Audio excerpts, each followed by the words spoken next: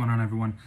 Today I'm going to tell you guys about my SPCX trade, my covered call, and what kind of yield I made this week. We're also going to discuss theta, and we're going to discuss, selling above strike, etc., just so you guys get an idea of how this works.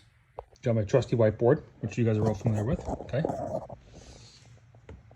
So again, this is SPCX. I have shares at, my cost basis is 141.50. So obviously you're gonna multiply that by 100.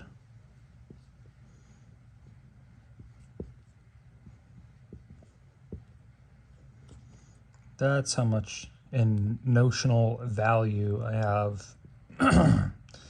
invested into SPCX. Now, this is not a profitable company yet. Maybe one day it will be, but it's not a profitable company.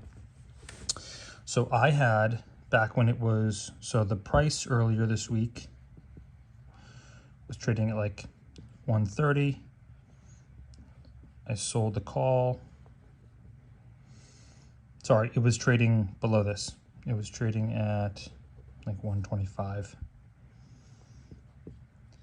And I couldn't really sell above this price, which is like a big no-no. The premiums weren't that good. They were like 10 cents. It was terrible. Yesterday, the price shot up like crazy, was approaching my strike price because I had sold the call. I'd sold the call at 130. That was 130 strike. So this is what it would look like on a chart. The price was 125. It was approaching my 130 call, but this was yesterday midday. So the price is going like this. As soon as, when you sell options, as soon as it breaks your sell call, if it keeps running, this is all red. It's not a realized loss. You just don't get to capture this, okay? My call was here, and I had collected, when I sold this, I had collected 117.54 because there's like transaction fees and whatnot. As it was approaching here, okay, I was losing value because what this looks like was, I don't know how to do this, use blue. So as we're approaching expiration, it was, I don't know, later on in the day, theta, because it was after 12:30, is going like this. This is theta, this is time, which means you're capturing more premium at a faster rate. The problem was, and this is a second order options function, is that as this started moving to this, charm started going this way into the close. You guys can look more into charm.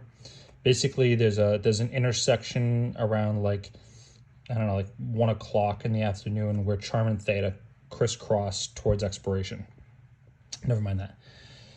So I was looking at buying my shares back because it was up like 10% on the day. So I had to buy this back. So I did a buy to close, BTC, for $114.32.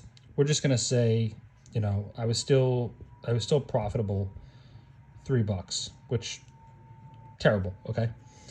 I then sold, again, my cost basis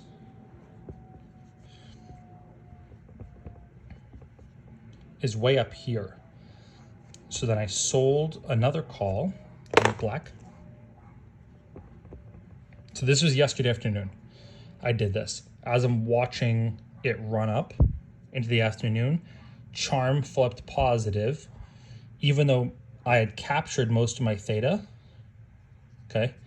Because it was so late into the expiration, charm flipped positive and started running up my close. So I sold a 145, so I added more theta or time to the expiration. Now I had a nice little delta in between these, so I'm going to be above my strike price. If it does for some reason go up, I don't care. And I was able to collect $500 on this. So assuming I get the profit of 3, this would be $503 in premium. Now if for some reason the price falls, right? It's no longer here, it just falls. I get to keep all this. Plus I get the shares. I still get to keep the shares of that. If for some reason that it runs up, now again, it's above my strike basis, okay? I get the difference of this plus this. I'll use my green. The difference between assuming that it gets called away and this is $3.50. I'm gonna times that by 100. That says 1,000. I didn't mean to do that. So it's $350. Okay, and price appreciation plus the 503.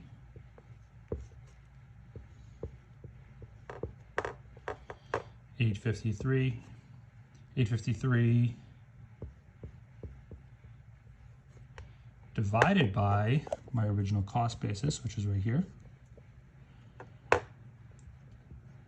14,150 ends up being, it's about 6%.